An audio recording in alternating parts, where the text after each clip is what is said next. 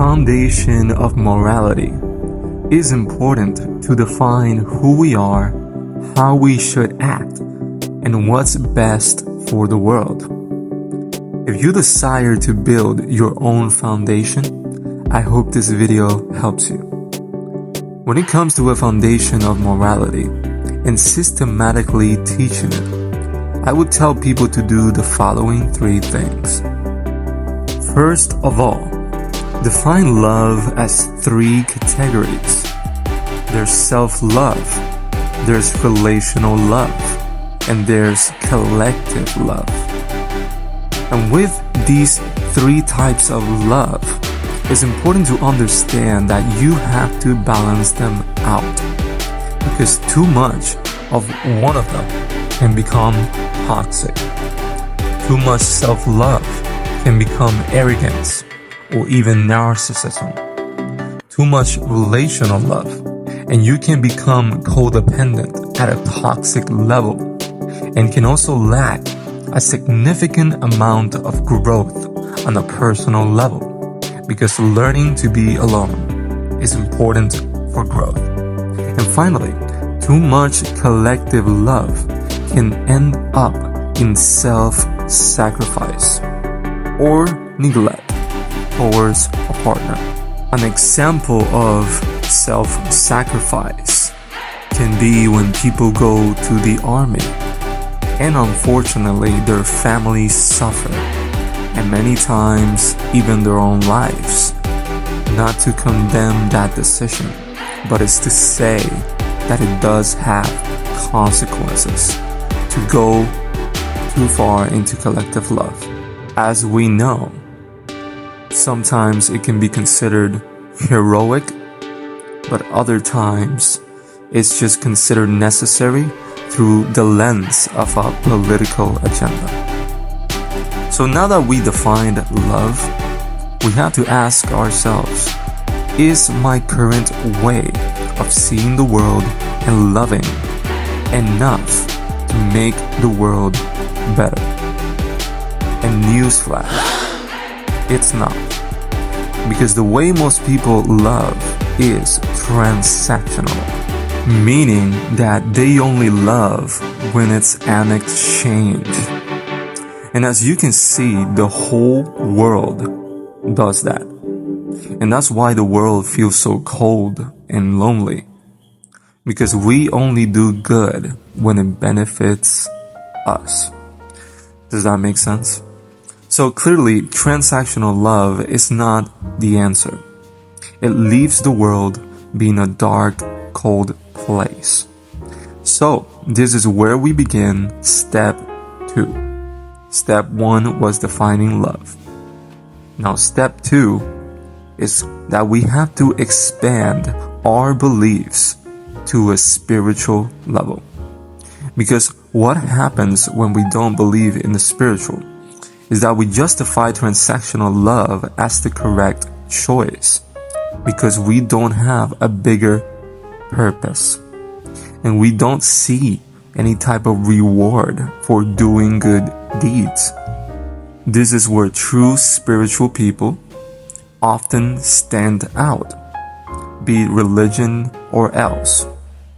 It can transcend transactional love because they have a bigger reason to do good, to give unconditional love. Heck, in Christianity, Jesus is literally the example of unconditional love, dying for our sins even when we don't deserve it, for humans choosing ego instead of love. So the second step in building a foundation of morality is expanding from just egocentric justifications, which is often purely intellectual, such as atheist, and instead choosing an identity that aligns with greater universal goals, which is spirituality, especially when it's not taken into an extreme context of judging others as a priority instead of love. This means that we incorporate spirituality into our daily moral code, which expands our reasoning for acting the way we do on a daily basis, So suddenly, instead of just ego desires 24/7, we say to ourselves, I want to help people. I want to make the world better, etc. It's not to say that people without spirituality beliefs can't do this. But me, being agnostic for a long time in my life, I can definitely confirm that stepping into spirituality has changed my priorities completely. So, that's the second step. First, we correctly define love. Second, we expand from ego to spirituality beliefs for the sake of making unconditional love a priority, given that spirituality provides a reasoning for consistency. Finally, the third step is choosing a method of collective love. Now, here's where a lot of people get stuck, even in judging each other. Spiritual beliefs, such as belief in God, is understanding that the only perfect judge of each person would be said God. So therefore, it is literally pointless to judge others because it's not your role. Your role is to simply be a vessel of divine love. If we choose the Bible, for example, to inspire our spirituality, then we have a verse like 1 John 4:16 that clearly states that if God is love, then us, being a vessel of love, is honoring God. Now, a lot of people choose the awakening belief of we are God. And I find that while it can have validity of us being an extension of God, I also find it's an extremely dangerous belief that can inevitably lead to ego problems and people making their own spirituality beliefs, which can start becoming divisive instead of focusing on unity and a shared goal. Because the focus starts being about who's the most spiritual person, who's the most knowledgeable, instead of just us being vessels of love. Focus should not be on glorifying the ego.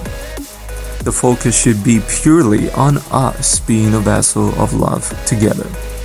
And that being the primary purpose of our existence, which unfortunately humans have distorted, creating a nasty cold world through our own selfish nature, justifying our actions. It's a constant war between ego and love. If you define ego as the devil, then it fits, such as the Leviathan, the great snake, being the embodiment of pride. You can reference this in the Bible, Job 41:34. And by the way, this can also take form in spiritual competition, which happens a lot in religion. Here's another verse for this, which is my favorite. Corinthians 13:13, which says, there is faith, hope, and love, but the greatest of these is love. In other words, it's not about a competition of who has the most faith, who is the most spiritual, but literally just about being a vessel of love. Because that is the best way to help people believe in something greater. Not preaching, but representing. Finally, I want to talk about the importance of visualizing others' pain. Without visualizing others' pain, our consciousness will always lose perspective and a reference for focus, which can lead to a mental prison such as victimhood, self-pity, negativity, hate, revenge, etc. Even if some are justified due to pain and needing to process said pain, it can just hinder our productivity and our capacity to love. So visualizing others' pain, ideally worst case scenario, can center us, refocus us, and realign towards a common destination, which is collective love. And visualizing pain should be a daily routine as a form of meditation. Now, perhaps the most important thing to mention is that we all have the free will to choose our personal way of giving back. So our personal way of doing collective love, this does not mean that we only give a little, and neither does it mean that you are forced to give a lot. It just means that you choose your own way that you can manage, and that is your offering to God. For example, my way of doing this, as you can see, is trying to teach and help others through knowledge. Because what matters is the intention and that you actually do it. A family member can give to you clothes, and it may not be what you wanted, but it's still a gift. Love is an intention, right? So choose a collective love method and do it every day, ideally. I can give you a simple example, which is helping the homeless. That's unconditional. Now, never use collective love as bragging rights. It's not about competing with others, and this is biblical as well. Take into account that if God is the only one who sees every single scene of our lives, He is the only one who sees what we do in secret. In other words, you could be judging another person for not giving collective love, and the reality is they do. You just don't see it. You just don't see every single scene of their lives. Only God does.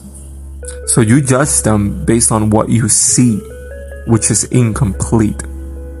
And that's playing the judge, which is dangerous, because then you will be judged back.